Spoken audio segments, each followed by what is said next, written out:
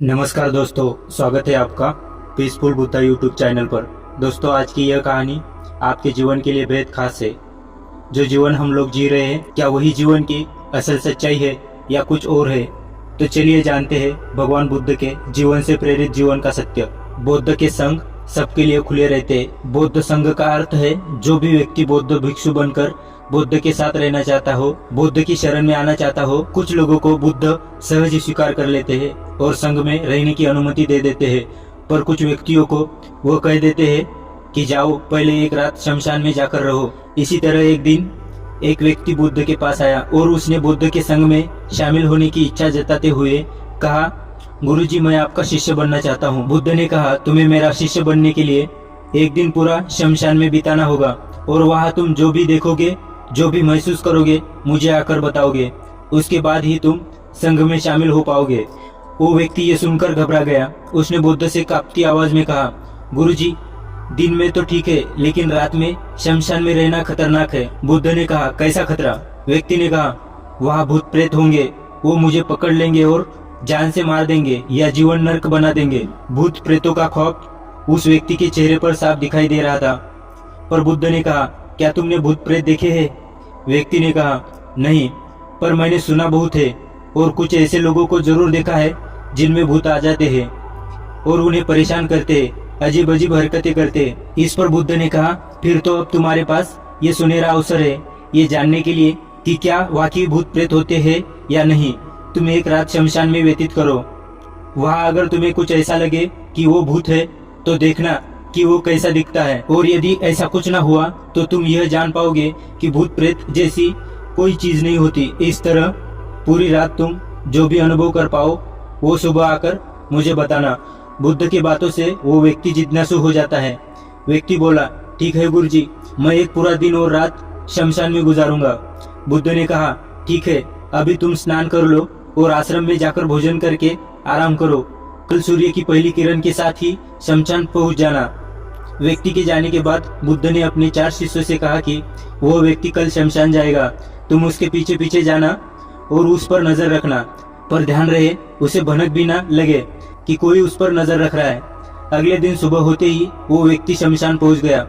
बौद्ध भिक्षु भी उस व्यक्ति का पीछा करते हुए एक जगह छुप कर उस व्यक्ति पर नजर रखने लगा। जब तक दिन था तब तक वो व्यक्ति शमशान में इधर उधर घूमता रहा। उसे खास वैसा कुछ भी अनुभव नहीं हुआ, लेकिन जैसे जैसे सूर्यास्त के साथ अंधेरा घनता जा रहा था, उस व्यक्ति की धड़कनें बढ़ती जा रही थी। किसी तरह उस व्यक्ति ने पूरी रात शमशान में गुजार ही ली और सुबह होते ही वो बुद्ध के पास पहुंच गया। बुद्ध ने व्यक्ति से पूछा, बताओ, शमशान में कैसा समय व्यतीत हुआ, क्या अनुभव किया, क्या क्या देखा? व्यक्ति बोला, गुरुजी, जैसे ही मैं सुबह सुबह शमशान पहुंचा, वहाँ कुछ घंटे बाद मुझे कुछ लोगों की भीड़ शमशान की ओर आती दिखाई दी, जो एक आरती लेके आ रहे थे। मैंने जब उन लोगों को ध्यान से देखा तो उनमें से कुछ लोग बेहद दुखी, कुछ लोग सामान्य और कुछ लोग बेहद खुश थे। वो लोग उस मृत इंसान के बारे में बोल रहे थे कि इस व्यक्ति ने बहुत अच्छे कर्म किए हैं, बहुत किस्मत वाला है। इसके बाद उस मृत बुजुर्ग के बेटे ने अपने वृद्ध पिता की चिता को अग्नि दी। आरती के साथ शमशान आए लोग कुछ देर वही खड़े रहे। चिता प्रचंड अग्नि की लपटों से धू धू करके जलती रही। सभी लोग मायूस खड़े जलती चिता को निहार रहे थे। जैसे जैसे चिता की अग्नि मंद पड़ने लगी, वहाँ मौजूद लोग वहाँ से जाने लगे। थोड़ी देर बाद 2 और अर्थी आई, जिसमें एक अर्थी किसी अमीर व्यक्ति की थी जो तरह तरह के फूलों से बहुत सजी धजी थी। उस अर्थी के आसपास बहुत से लोग भी थे। और दूसरी अर्थी एक गरीब व्यक्ति की थी जो बेहद साधारण सी थी और उसके आसपास गिने चुने लोग ही थे। अमीर व्यक्ति की चिता चंदन की लकड़ी पर जलाई गई, जबकि गरीब व्यक्ति की चिता साधारण लकड़ियों पर जलाई गई। पहले अमीर व्यक्ति की चिता को जलाया गया क्योंकि वो अमीर था। उसके बाद गरीब व्यक्ति की चिता को जलाया गया। दोनों व्यक्तियों की चिताएं जब जल गई तो सभी लोग शमशान से चले गए, लेकिन मैं वही खड़े चिताओं को देखता रहा। अब बुद्ध ने कहा, तुमने उनकी चिताओं को देखकर क्या समझा, क्या अनुभव किया? व्यक्ति ने कहा, गुरुजी, दोनों की चिताएं समान थी। दोनों के ही शरीर उन चिताओं में समान तरीके से ही जले। उसके बाद जब सब कुछ जलकर राख में बदल गया तो वो राख भी एक समान थी। उसके बाद वहाँ पर एक औरत की अर्थी आई। उस औरत का पति बहुत दुखी था, फूट फूट कर रो रहा था। अर्थी के साथ शमशान में आई बाकी लोग भी बहुत दुखी थे। वो सभी उसके पति को सांत्वना दे रहे थे।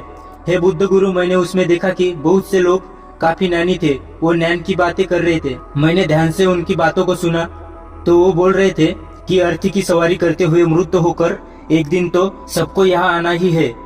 जीवन हमें इंसानियत और परोपकार से जीना चाहिए, अधर्म कर्म से दूर रहना चाहिए, किसी को भी कष्ट नहीं देना चाहिए।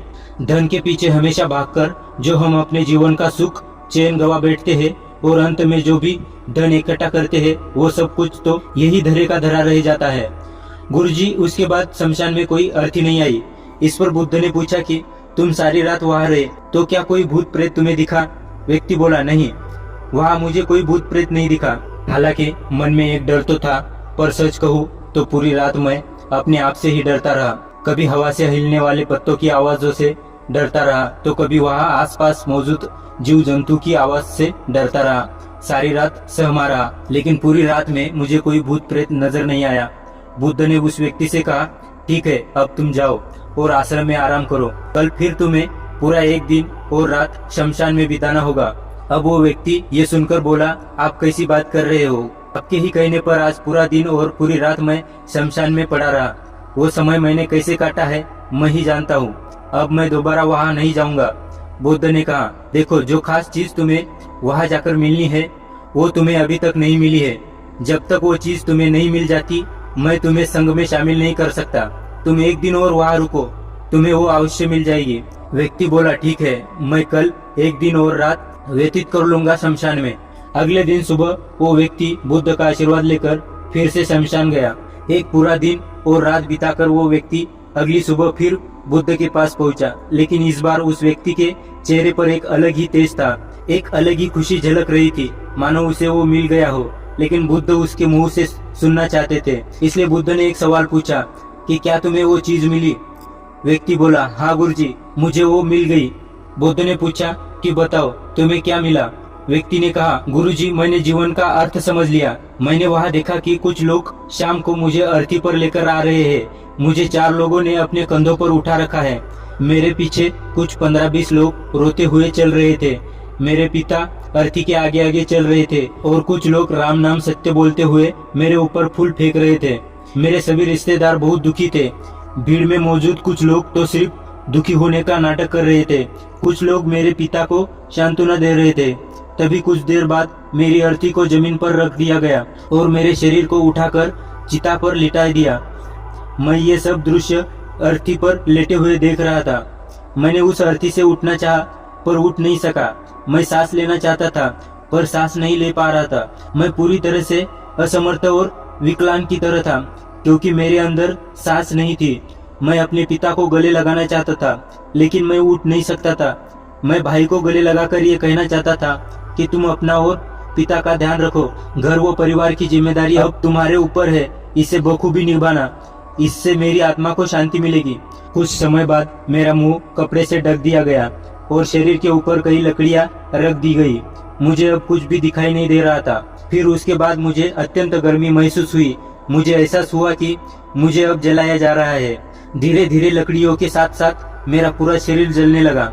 मेरा दम घुट रहा था। मैं उठना चाहता था। आखिर अग्नि ने प्रचंड रूप ले लिया और धीरे धीरे मैं उस अग्नि में पूरी तरह खो गया। पूरी रात मैं खुद को ऐसा ही जलता देखता रहा। मैंने देखा कि अंतिम रूप में मैं एक राख बन चुका था। उस पूरी रात ना तो मैं डरा ना ही मुझे डर का एहसास हुआ। जब आंखें खुली तो एक तीव्र रोशनी मेरे आंखों पर पड़ी।